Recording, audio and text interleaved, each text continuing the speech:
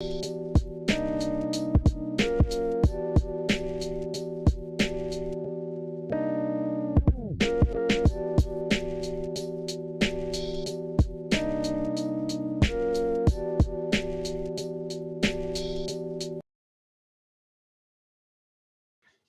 it going, everybody? This is Alex Caceres, and you're listening to Story of the Fight.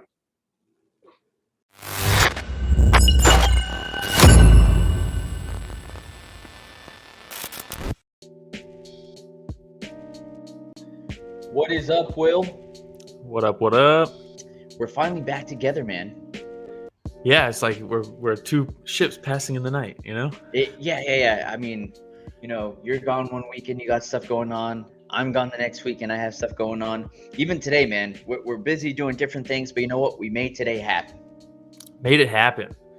Because that's what we do. We made it happen just like Sean Strickland. You know what I mean? Whoa. Yeah. But hey, welcome everybody to Story of the Fight. This is the podcast where we talk all things mixed martial arts and life and anything else that might come to our mind. Are we to 7,000 subscribers yet? I was about to say, I just checked right before we went live. Shout out Regen, shout out Monster Tony. We are at exactly 7,000. Hey, congratulations. So literally a month ago, we were like, hey, we're trying to reach 2,000 subscribers. Like, Yeah. tell your moms. And then Regen started blasting it out to all the moms out there. And all of a sudden, we reached 7,000 subscribers. Yeah, he started a mom Facebook group. Exactly. Moms MMA, and we just blew up on there. But hey, thank you. Thank you, everybody, for the support. I greatly appreciate it. And, we have a lot of fun doing this. So yeah. Shout out Blunderbub says that's a lot of moms. That is a lot of moms. Absolutely. HLB Comer talking about the F word. We'll talk about that a little bit later as well. But hey, welcome the 90s. Comer. Oh, man. What a night. All right. So we had UFC 293, Adesanya versus Strickland. Right. Look, not gonna lie, wasn't really looking forward to this card. I didn't think it was very packed. I feel like whenever we have an Adesanya card, the UFC relies heavily on Adesanya pulling in some extra viewers. Maybe they feel like they don't have to stack the card as much. I don't know. What do you think? Well, keep in mind, this was scheduled, sold out about a month before they even announced who the headliner was. And the reason for that was because they wanted it to be Alex Pereira versus Yuji Prohaska for the lightweight belt or light heavyweight belt. But Yuji wasn't ready in time, but they were hoping, and then they're like, all right, fine, Duplessis, it's you versus Izzy. And then Duplessis is like, whoa, I got little nagging injuries. I need a little bit more than 2 months or whatever it is for a title fight. And so they're like, fine, I guess Sean Strickland. And then Sean Strickland came in and put on a masterclass to beat one of the best strikers in UFC history in a striking match. We got, again, Adesanya versus Strickland. All the word that I had been reading, in my ear to the streets. I keep my ear open to the streets. Well, you know this. I'm listening in to the camp, and everybody's like, oh, there's a lot of wrestling going on right now with Sean Strickland's camp. They're expecting to have to grapple a little bit against Adesanya. And didn't see it, Didn't see it. He half shot once in the fourth, and that was literally it. Yeah. Rest of the time was classic Strickland, those small shuffle step forward, that awkward boxing defense, not putting too much behind the shots, but just peppering, and just nonstop pressure. And then, look, I'm apologizing right now if there's any Adesanya fans out there, but the whole Adesanya being the best middleweight in the history of middleweight division. Can we stop? That ship has sailed. Yeah. Don't you think? But it's Anderson Silva.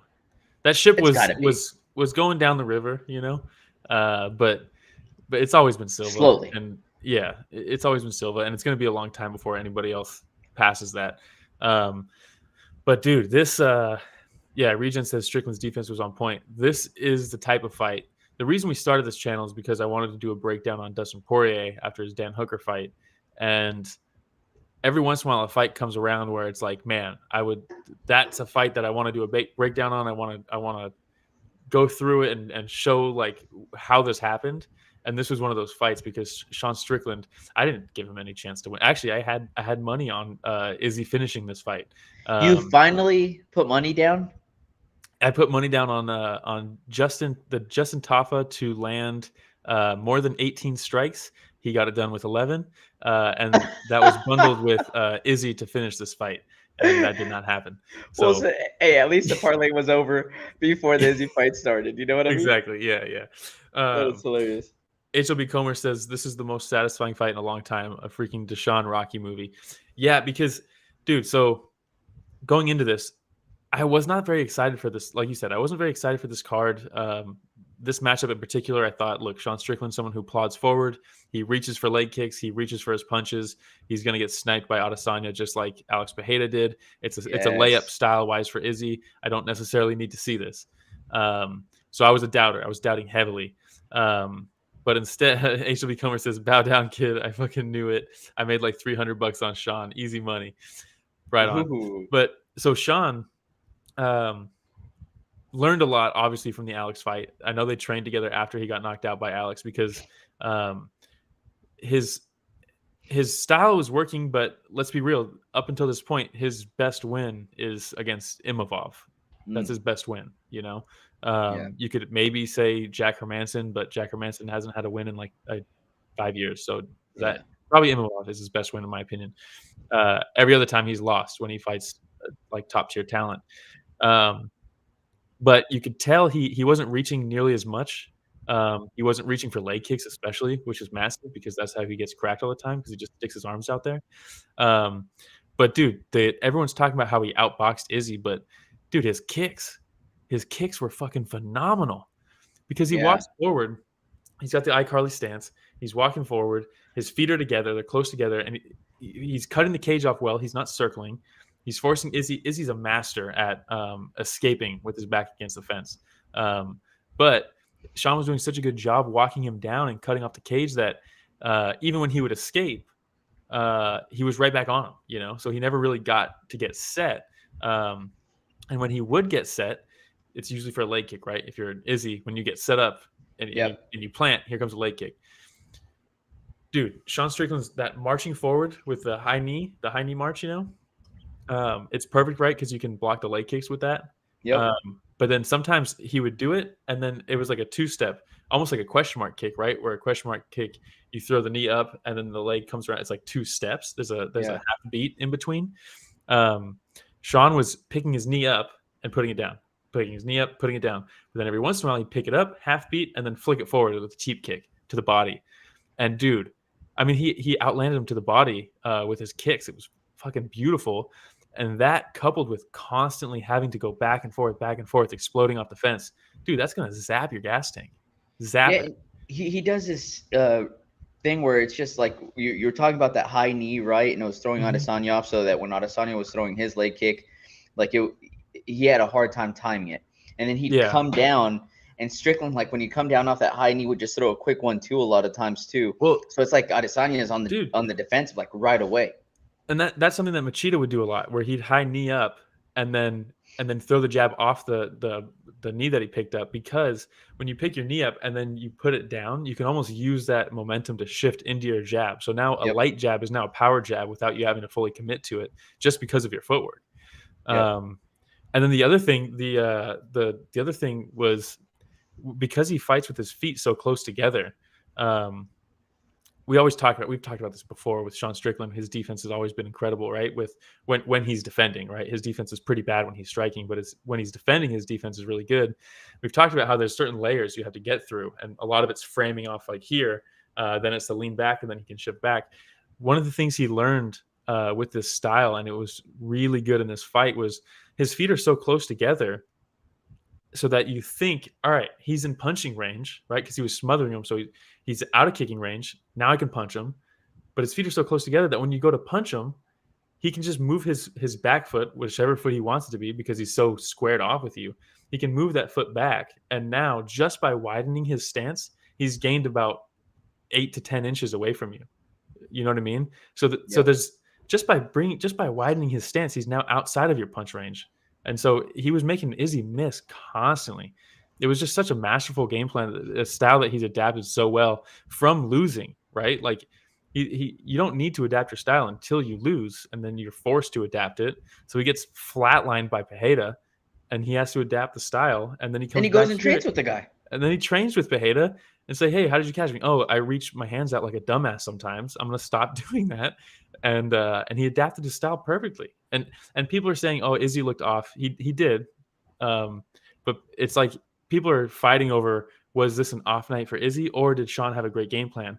And it can kind of be both. Yeah. It doesn't have to be one or the other. It can be a blend of both. Absolutely. But goddamn, what a performance by Sean. It was the perfect storm for Sean. HOB Comer saying excellent defense, love those kicks, blocks, parries, everything. A cardio that Colby is jealous of. I think he's talking about Colby Covington, right? It was a beautiful masterclass performance, not a scratch on him, could go for another 10 rounds. And look, that's a great call because they were talking about how Eric was mentioning that he's been sparring like 15 rounds, just 15 rounds, just going at it every single day. And it's like, man, and you know, when they mentioned this, I believe it was the third round, and he's walking back to his corner, and he looked fine. Like that's what he always is, right? He never sits down. He's ready to start the next round before anybody else is ready. And dude, so the first round he drops him right with the 1-2, and it was perfect because up until that point he was just throwing the jab or the front kick or the teep really to the body, but it was just the jab, never the two. And then once he got Izzy to commit to a counter off the jab, and not just a counter, but a counter that Izzy's very good at, where he leans back out of your jab range, gets his head off the center line, and then he whips around a couple whipping hooks like he did against Whitaker. That's how he got Whitaker. He hurt Pereira with that a couple times. There's that teep to the body right there. But when he dropped him, it's the first time he threw the two. And Izzy, I don't think Izzy was expecting that. Izzy thought, cool, he's going to commit to this jab, and then he's going to retreat, and that's where I'm going to hook him. But that two was right there, right behind it, and he dropped him. And dude, when he dropped him with that two, I was like, holy shit. And even the commentators were like speechless after that. The round ended, and it was just like, they showed the slow motion shot, right, where it's really quick, pop, pop, right? And as that right goes and lands right on the jaw, on Adesanya's jaw, and in the background you see the ring girls. Oh, I know, yeah. One of them was like hyped. I don't even know who she was. I'm trying to remember who it was. Brittany Palmer. She was sitting on the like it's looking at Adesanya. Brittany's on the far left, and you just see her eyes like widen up, jaw drops, and I think that was everybody, man. When they're like, "Holy smokes!" Like, totally unexpected. Again, I had Adesanya winning by TKO as well. Yeah, I did. And one of the things so he drops him at the end of the first round. The first round was pretty even, but Sean was winning. I think he was dictating the fight pretty much the whole first round. Blunderbob says the Demetrius Johnson reaction is incredible. I'll have to check that out. Yeah, I got to check that out too. But he drops him at the end of the first. In my opinion, that should be a 10-8 round. I know it isn't, but it should have been. And it didn't matter. But in the second round, Izzy comes out and wins that round. I thought pretty convincingly. Sean just didn't throw enough. And he gets back to the corner, and like you brought up Nixick, bro, perfect corner this fight. And normally Sean kicks him out of the cage. He doesn't want him to go in there and talk to him, but he did in this one. He was like, this is a little bit more important. And after that second round that Izzy won, Nixick goes and you can hear him in the corner. And he's like, hey, you're getting snake charmed by this guy. Stop watching him. Like, we didn't come all this way to lose a boring decision. Like, don't. But the fact that he said don't, like, you're getting snake charmed with him, because that's what Izzy does, right? Yeah. Izzy does that so well. He lulls you, and all of a sudden you don't know what to do, and he's hitting you with leg kicks. He's hitting the front kick to the body is a great weapon for Izzy, because it sets up the question mark kick. It's the same read.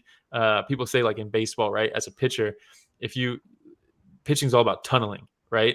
If you throw a high fastball and then you throw a curveball, out of the arm, it's going to look the same.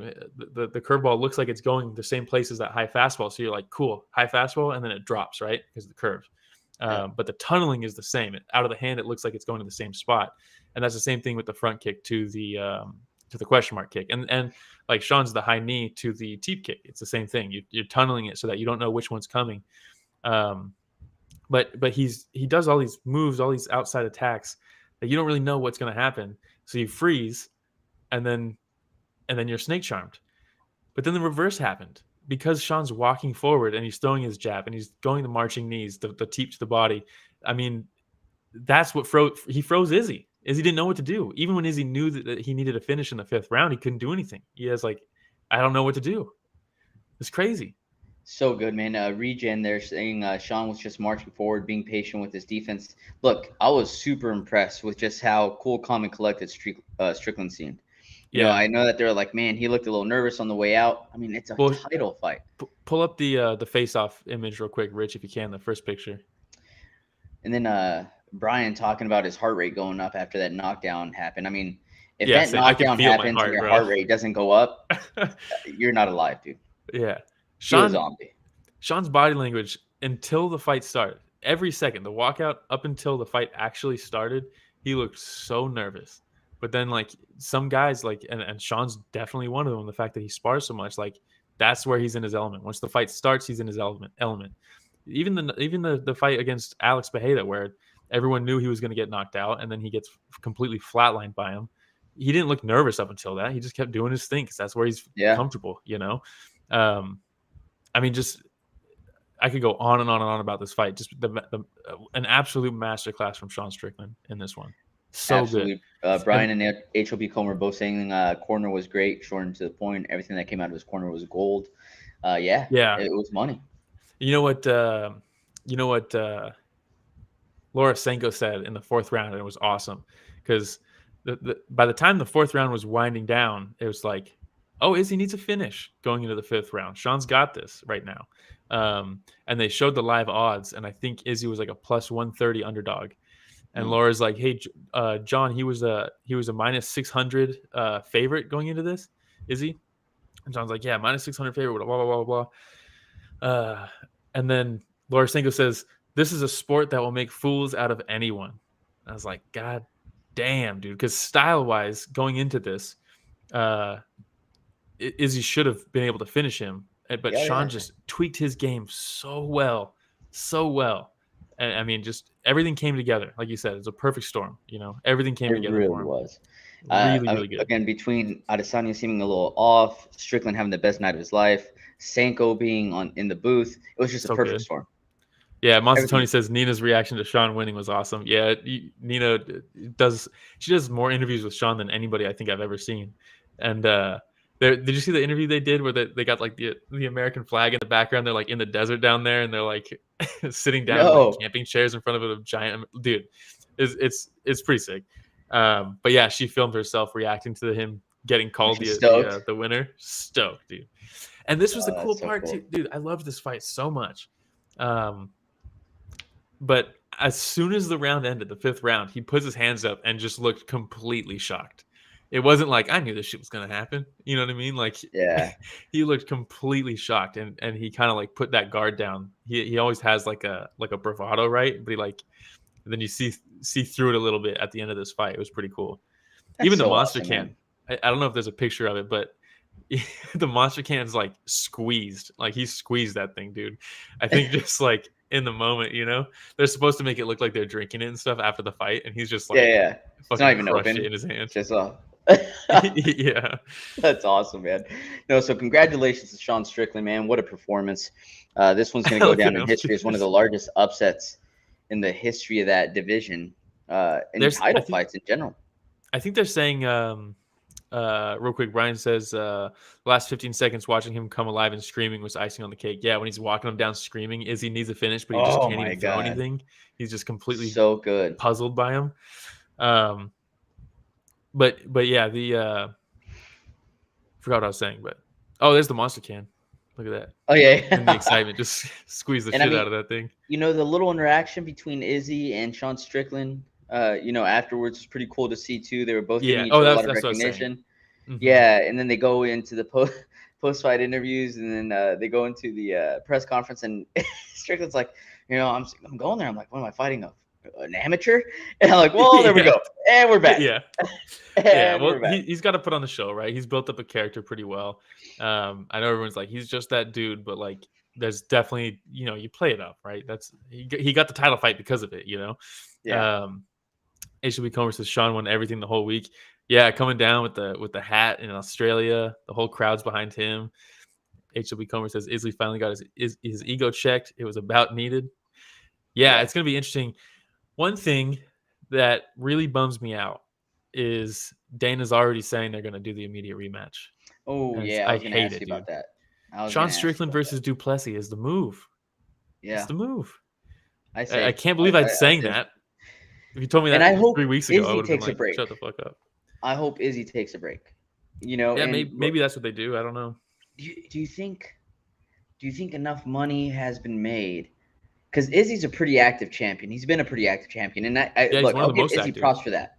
Because, Kamaru Usman, active champion. Say what you want about him, but he was active, putting up 2 to 3 fights a year. Yeah. Since Leon Edwards has been in position, we're like, come on, like let's get another one going. You know what I mean? Yeah. But because they're trying to force Colby on us again.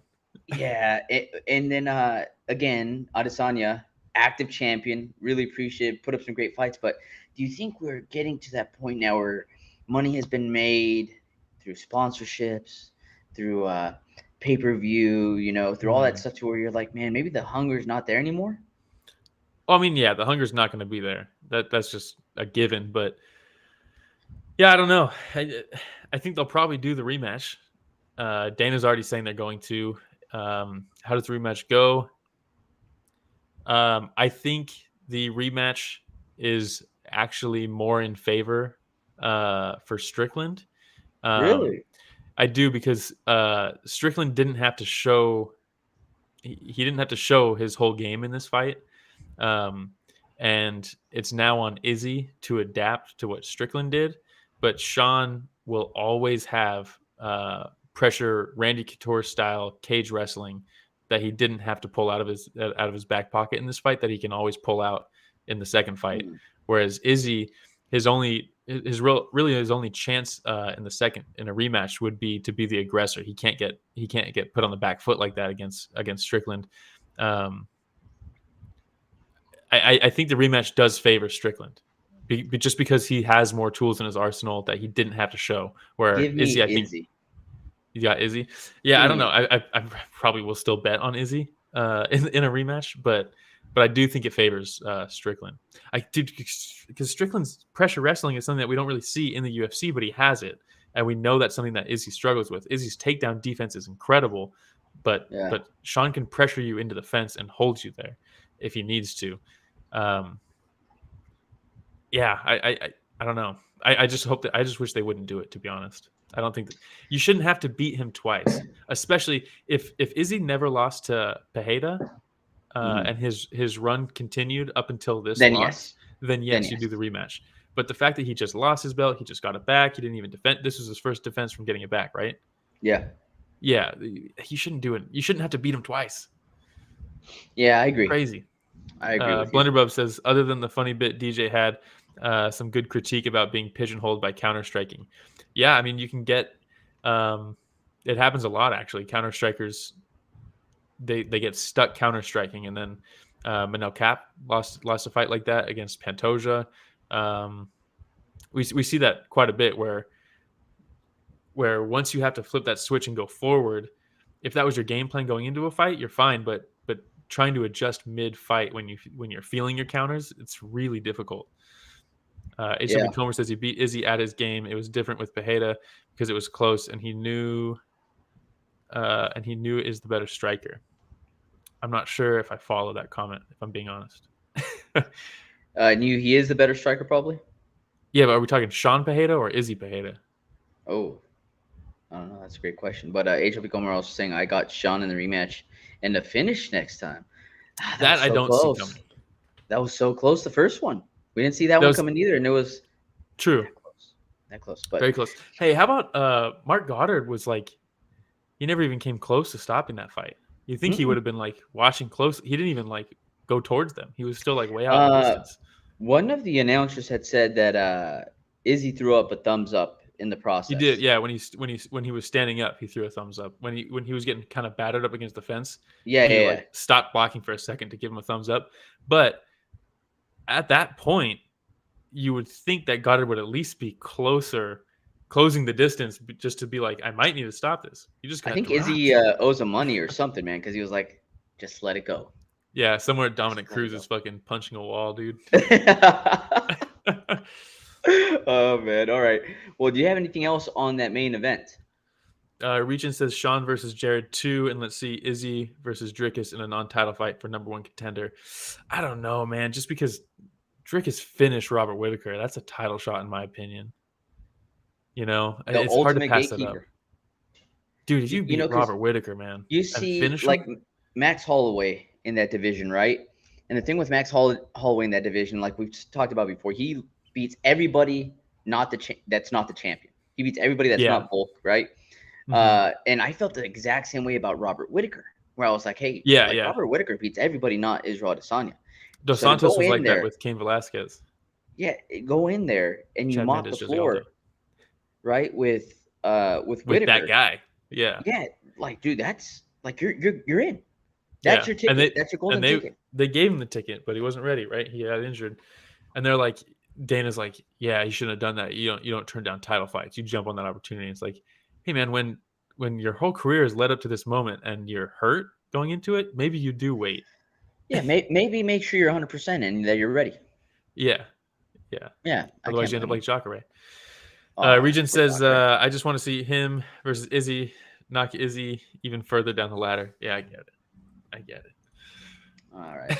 But yeah, props to Sean Strickland. What a fucking game plan, and he executed it perfectly. All right. You want to go and move on to the co-main? Yeah. All right. For the co-main event, we had Alexander Volkov versus Tai Tuivasa, a fan favorite Tai Tuivasa walking in. Dude, he just owns the crowd, man. Walking in with his long locks now, you know. Yeah, this luscious locks. Looking like he's having a good time whenever he walks in there. But going into this one, I for sure had Volkov in this fight. You know, Volkov has been on a tear as of late. He seems like he's almost like kind of like reinvented himself a little bit.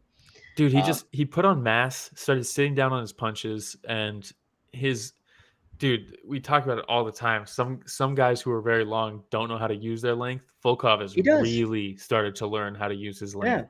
Yeah, dude, the body kicks, the jab, you have to get through a wood chipper first before you get in close with him. I mean, he fought length. 4 of his last 5, by the way. Volkov has won 4 of his last 5.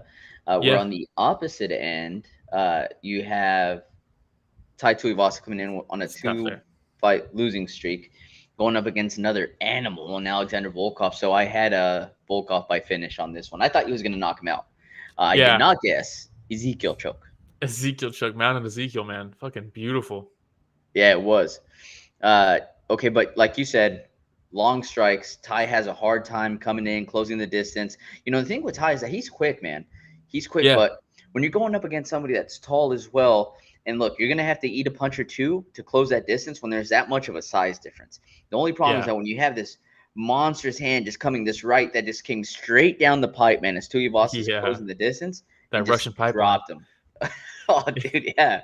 Rough, huh? Dude, but, man, killer. Man, Tai's game plan I thought was really good because you look here, and if you slip that, if you get off the center line, the leg kick is a solid option here because he's so far out in front of his lead leg, and Tai just was not setting up the leg kicks. He was literally running at him and like winding up like he's trying to kick a soccer ball as hard as he can, and just throwing everything into these leg kicks. And he did chew his leg up a little bit. He did. DC was like, man, he's got to stick with that leg kick. And meanwhile, every time he's throwing it, he's getting fucking blasted. And it's like, sometimes you gotta take one to land one. But if you're taking headshots and you're kicking someone's leg, it's gonna be a tough night, man. It's gonna be a real tough night. With you mentioned the fact that every time he threw that leg kick, he was getting blasted, right? Mm-hmm. At the end of the first round, where are my notes on this one? There it is. 78% shots landed for Volkov. Yeah. At the end of the first so round, accurate. 78%, man. And I think going into the second round, Tai had landed once to the head. Just once. Rough. So, he knocks him down. He gets himself and how did he knock him down? It was off the leg kick. Yeah, with that straight right down the pipe. Yeah, man, that Russian pipeline. Boom. And once he got mount, oh, dude, it was rough, man. Dude, his top game is really good. His top game when he was back before he was in the UFC was really good, and we haven't really seen it in the UFC. And Ty was active off his back, right? Like he wasn't just like. He gives up his back, and then as he turns back and like he's rolling back over to his back, he shrimps out very close to just getting Volkov back into half guard. Then Volkov, least, right? It just got right back into mount, and I was like, oh, dude, it's over at that point. Yeah, and what's cool Too is much time left. He threatened with the arm triangle, I think, right, and then ditched it, and then he was floating on a well while Ty was spinning, and he clamped down as Ty was on his side almost, and he almost had the same setup, the Chris Weidman arm triangle on Kelvin Gastelum. That same setup where if you're mounting somebody, you know they want to turn to go belly down to try to get a turtle or something like that. Yep. So you almost float a little bit, and as they turn, you just clamp back down and you catch them with the arm triangle in while they're on their side, and then you can hop off. That Chris Weidman, it's a really nice setup, and he almost did that. And I was like, oh man, he almost had a nice little choke. And then he hits him with the Ezekiel. Just shout out Mazzatoni saying shout out Alexei Olenek, the Olenek special, man. Yeah. It's fucking he had awesome. like 4 or 5 submissions through Ezekiel choke. Yeah, and not just that, he had one from bottom mount. I remember that one. He was on his back and he landed one. The Monday after that at jiu-jitsu, I tried to do that like 6 times. Did it work? Does not happen. No, not at all. I was like, it's so sneaky that no one expects you to set up an Ezekiel off your back and mount. And I was like, maybe this will work. And no, couldn't get close once. A for effort either way, dude. A for effort. All right. You know? But so we have Volkov that continues moving up in the ranks. We have Tuivasa that continues dipping down in the ranks. What a shot. Look at the picture of these two guys just, put in more. As soon as the fight ended. And quite honestly, I think Volkov was trying to be nice here because, he didn't take very much damage other than to the leg. Tuivasa looked exhausted. He just choked him out. Everybody loves Tuivasa, including Volkov. So he's like, you know what? Let me lay down with my buddy real quick. Yeah, the official stats actually. Now that I pull them up, for significant strikes, round 1, 0 for 16 to the head for Ty. He didn't land one. He threw 16 up top and didn't land one. Round 2, he landed 4, so a little bit better, but not quite good enough. HB Comer says there's a beautiful moment after the finish when Volk lied down next to Ty. Love these moments of tenderness on the battlefield. It reminded me of. One of my favorite moments like this is Robbie Lawler versus Carlos Condit after their fight, and they're standing right next to each other with their arms up over the fence, and then forgot which ref it was, went over there and like pulled them apart, and I was like, "What are you doing? Stop this!" And then they robbed Carlos Tony Condit. Saying, "I really wanted to do that shoey, didn't we?" all? Instead pour one out, but not into a shoe. You know? And then HOB Comer. The only other thing I'd say to your comment there is I agree with the whole tenderness on the battlefield. If that's the case, I can't believe I'm going to say this. You're going to want to watch some one fights, man. In one championship, you see so much of just absolute warriors and gladiators going back and forth, and then at the end, just that pure respect. Look. Yeah, I can't believe I'm saying this. That's the only time I'm going to mention one today. It's a UFC podcast right now. Because we're going to talk about one at the end of this show. Oh, okay. So, all right. Don't get ahead of yourself. We'll go ahead and move on to the next one. Your boy, Manel Kape versus Felipe dos Santos. Yeah, this was another thing. Felipe dos Santos. Yeah. Dude, this was another one that I was like, man, this card just – matchup wise, how are they going to match up this dude who's 7-0, his UFC debut, short notice against a guy who's like top 5 material? Shout out HB Comer says this is worse than Scientology. I'm not joining your cult. One championship, you got to get behind it. Monster Tony, I can only guess what that says. Man, dude, a wild one, right? So yeah, going into it, I was like, man, this is a guy, former champ in Ryzen, like. I believe he has the skill set to be a champ in the UFC. He in his UFC debut. You've been singing his praises for I don't know how long, Will. I mean, his UFC debut, he lost a close decision to the current champ. You know what I mean? Like that was his debut. So like, and I think he would beat Brandon Moreno if I'm being honest. Hey, calm down. But okay, dude, his he didn't even have to show. He showed a little bit at the end. but his wrestling's very good. I think he beats Brandon Moreno, and this is someone with a signed Brandon Moreno glove behind me. But I was like, how are they going to feed Felipe dos Santos to the wolves in his debut? And this fight was so fucking awesome. And it was Felipe beautiful dos for Santos me. was like, you want to feed me to the wolves? I'm a wolf myself, bro. Yeah. And it was I'm a Lobo. I was like, I don't want to see this guy get smoked in his UFC debut. He's so young. He's young in the game. But then I was like, but I also don't want to see him win because I don't want to see Manel Kape get derailed because we're finally on this ascension. And instead, we got a fight of the night, a fight of the year contender, and both their stocks go up, in my opinion. And this wasn't so much like, oh, Manel got exposed by some newcomer. It was like, no, this newcomer is fucking legit. Yeah, like he's coming in, he's gonna make some noise in that division. I don't know about that neck tattoo. It was throwing me off all night too. I was like, what is this coming over? Like got kind of over his shoulder into his back, like and then he turned. I was like, oh, okay, it's going like into the neck, and I was like, I don't know about it. But it's like in the UFC, like create a fighter when you're like placing a tattoo. It's like, oh, I accidentally moved the left stick a little too far. And accidentally placed it there. It's like, shit, except there's no going back on this one. There's no going back on this one. But dude, Felipe dos Santos did such a good job, man. He was going blow for blow. And I'll say this about Manel Kape, is that when he's in the pocket, he seems so comfortable in the pocket, man. And his head move is fucking. Whew. A lot seemed like it was landing, but if you see the fight again, like he rolls with some of those punches. Some of those punches graze off his shoulder. And he does such a good job with minimal movement, so that he could still find himself in a good position to counter, right? And there's this one where Felipe is just going left, right, and they're both trading blows. And then Manel does a small pivot with his right foot to the back, and then boom, boom, cracks him with a 1-2 really fast. And I was like, oh my God, man, it's just beautiful movement in the pocket from Kape. But props to Dos Santos, man, because he ate some massive shots. He also landed some massive shots. There's some times where Manel would step out of the pocket, and when he was walking back in, he was met with a jab that just made his head fly back, dude. It was just such a fun fight. Yeah, it was back and forth. Manel landed everything but the kitchen sink on him, and Dos Santos just ate everything. He got dropped a couple times.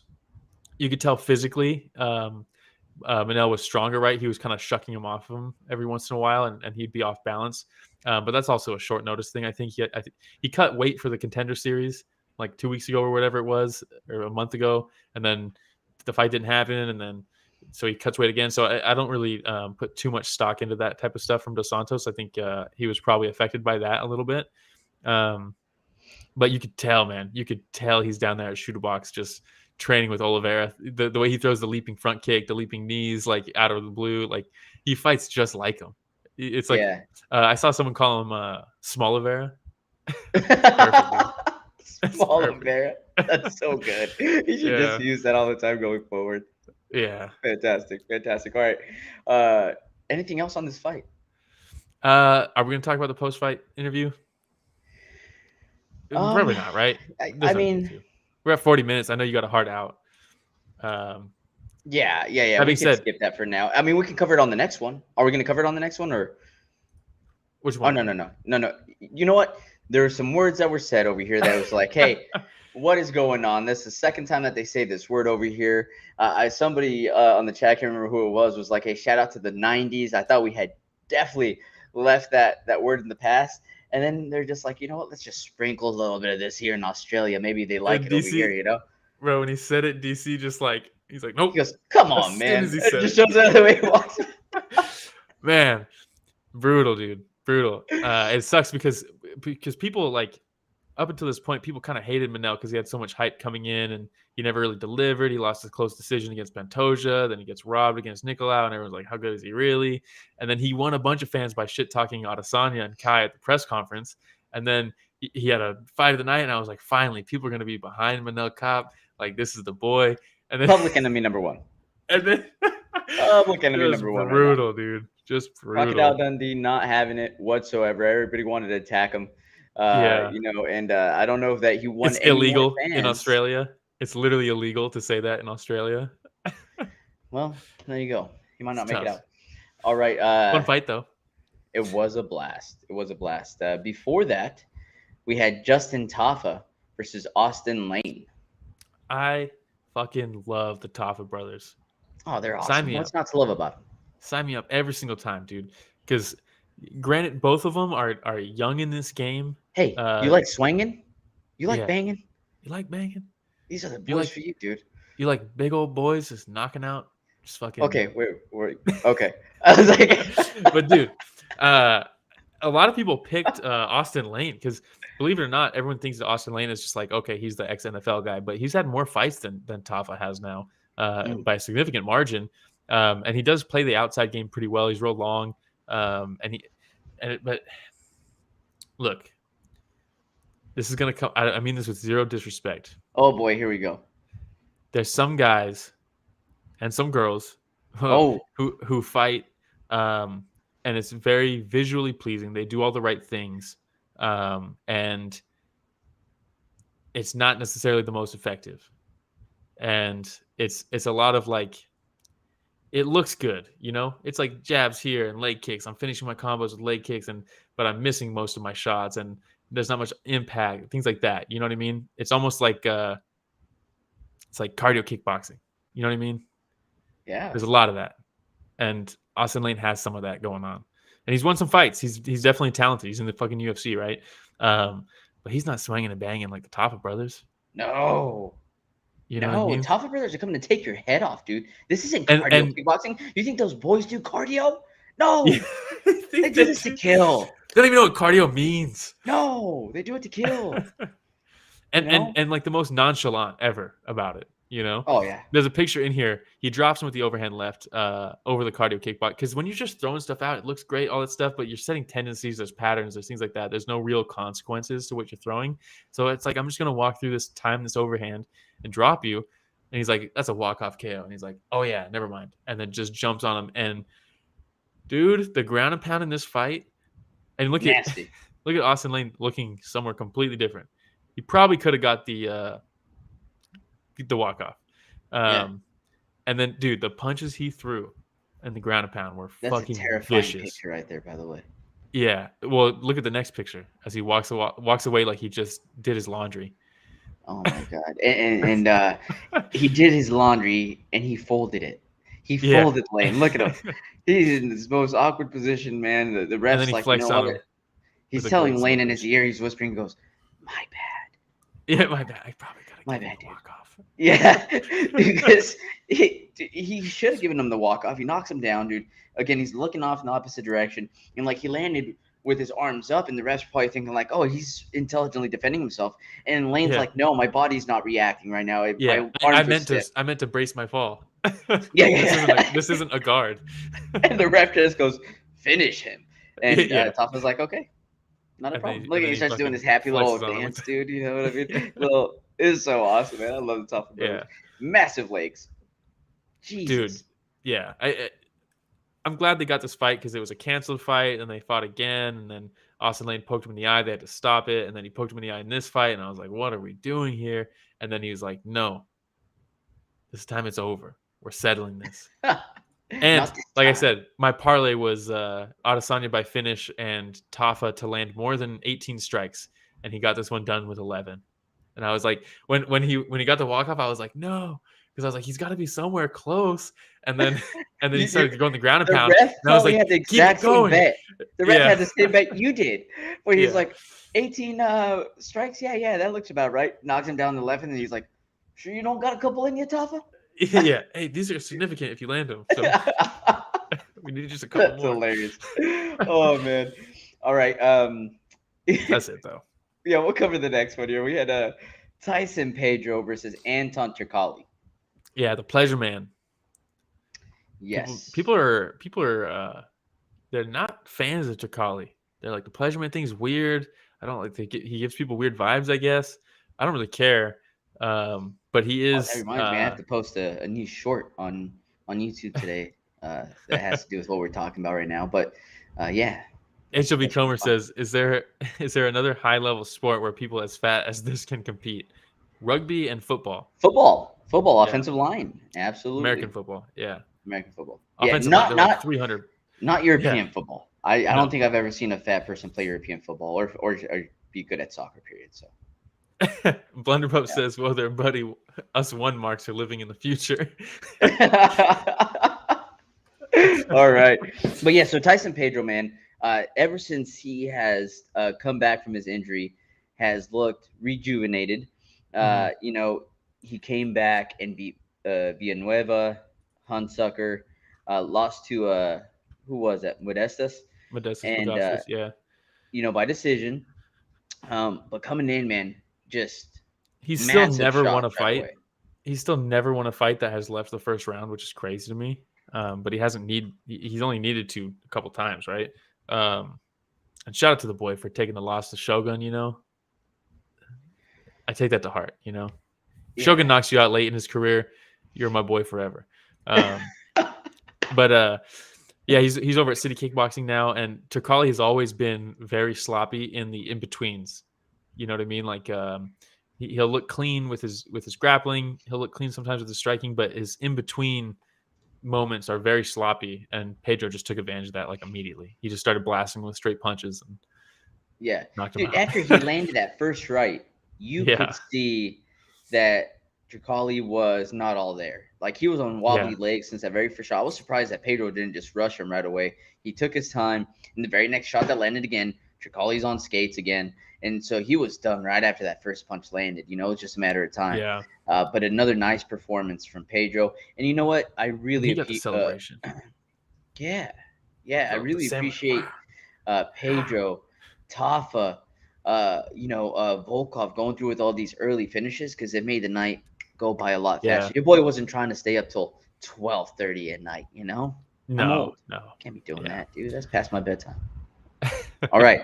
But that's all I got on the Pedro fight. Do you have anything else?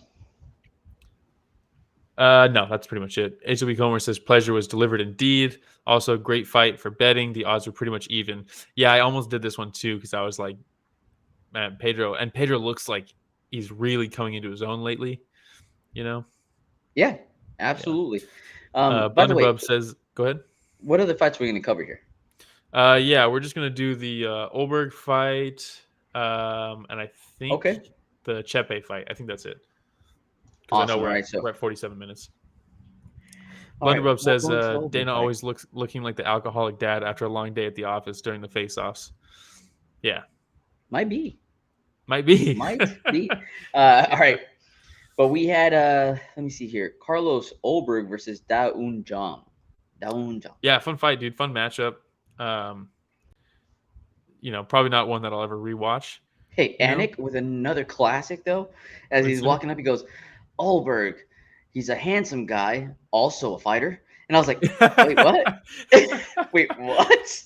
Also a fighter. Okay. Good way to start off is Ulberg is walking up to, get the Vaseline put on, but it was hilarious, man. Look, great jab by Ulberg in the beginning of the fight, landing the double jab. And then he landed that double jab followed by the right after he had worked the double jab a few times in the fight, which was awesome. Second round was Jung, right? I think so. Yeah. Good knees to the body. Just good work, good leg kicks. And it seemed like Ulberg kind of took it off a little bit, Mm-hmm. I think he's very aware of his cardio limitations.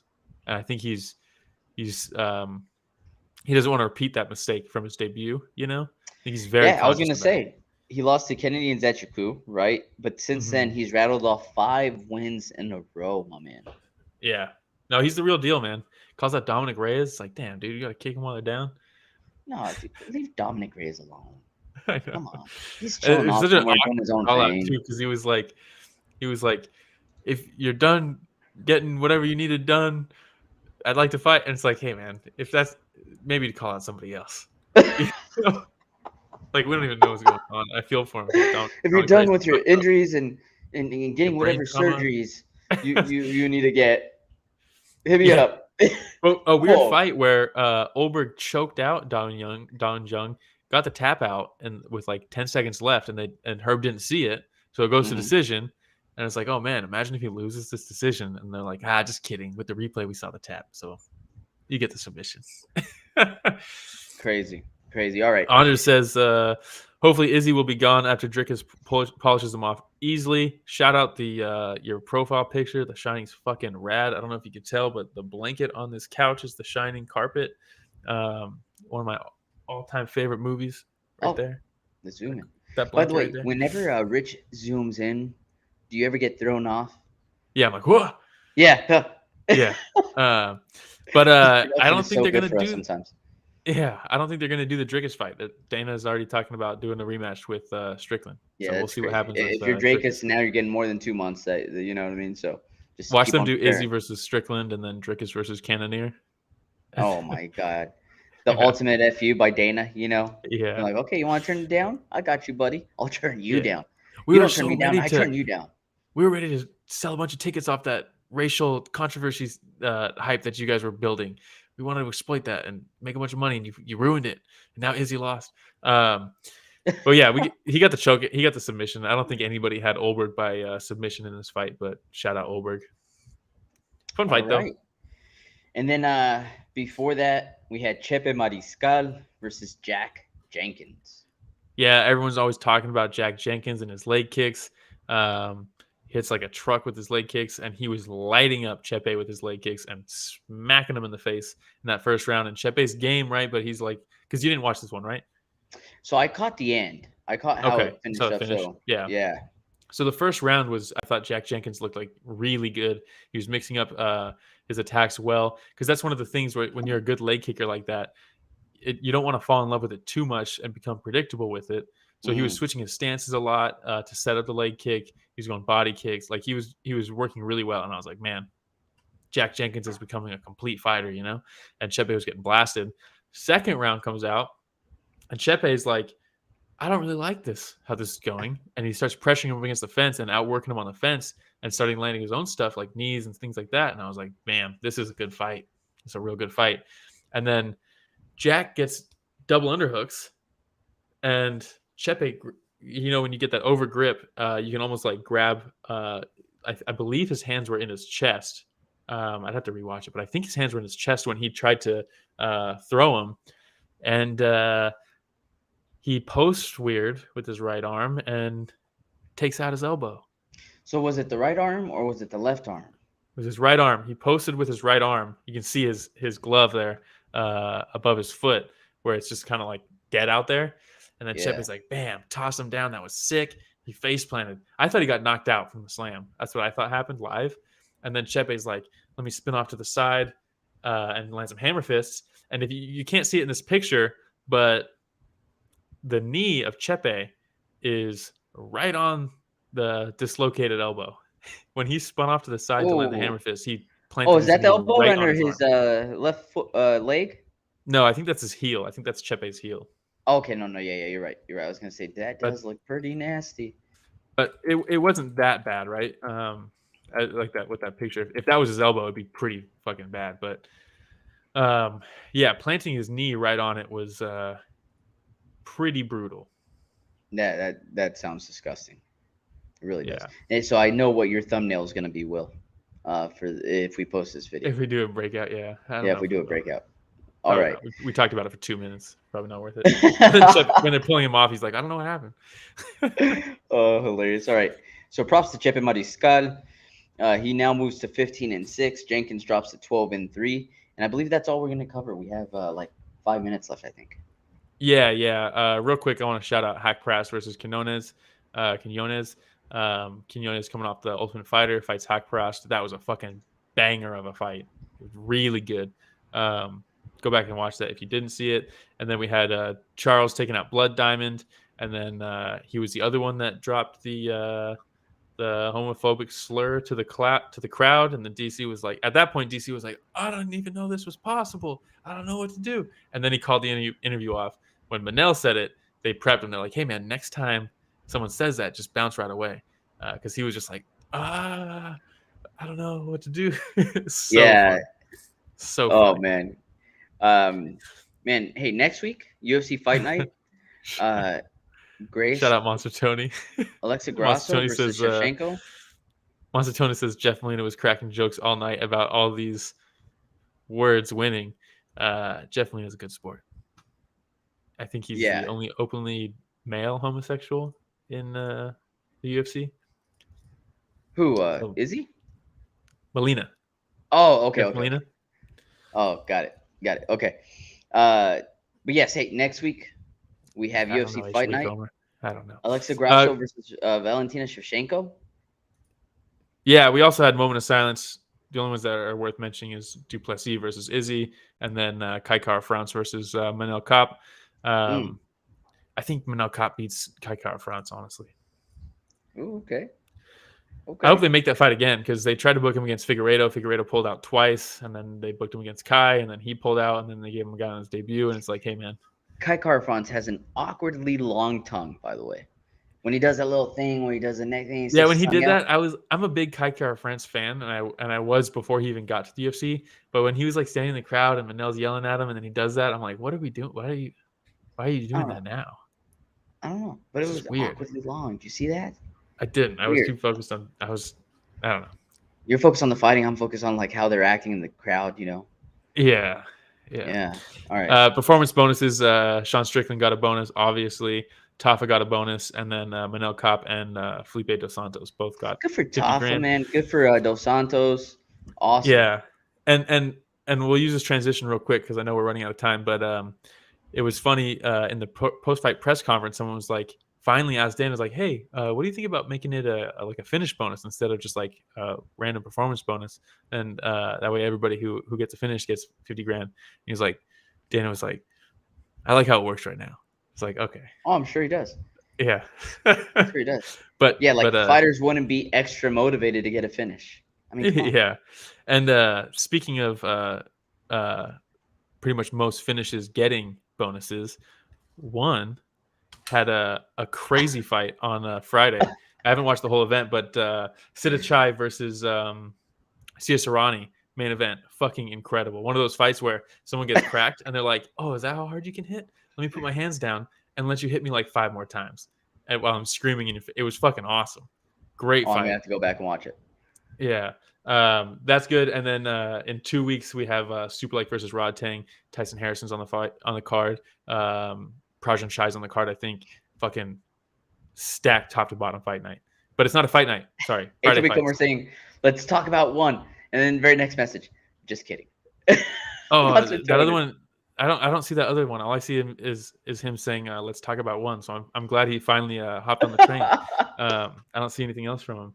But yeah, there's some really good fights coming up from one at the end of this month. Last weekend and the weekend before that are going to be fucking awesome. But next week we have Grasso versus Shevchenko 2. Kevin Holland versus Jack Della Maddalena. How did the UFC fuck this up so bad? They have Robert Whittaker fight like 3 weeks before they go to Australia. And then they have Jack Della fighting the week after. Yeah. What are we doing? I should have had Jack Della Maddalena in there for sure. Yeah, we have Tosi's favorite fighter, Raul Rosas Jr. against Terrence Mitchell. What else we got here? Zellhuber is fun. Daniel Zellhuber. What else does he go by? He goes by something else too. But he had that win over Lando Venata.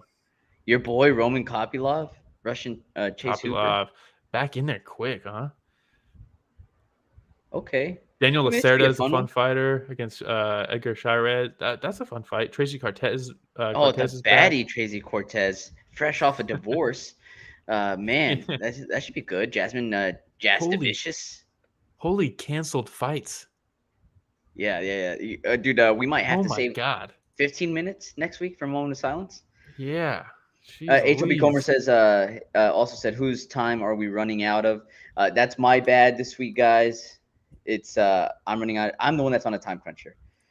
My son had a doubleheader baseball this morning.